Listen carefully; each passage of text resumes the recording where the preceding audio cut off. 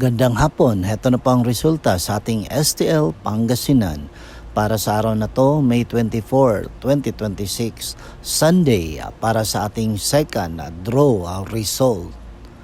Ihanda nyo na mga STL tickets nyo at heto na ang resulta ngayong hapon. At para naman po sa ating STL Pangasinan second draw result, ang resulta ngayong hapon ay ang numerong ito. Linggo ngayon mga ka-STL, sana wag nating kalimutang magsimba.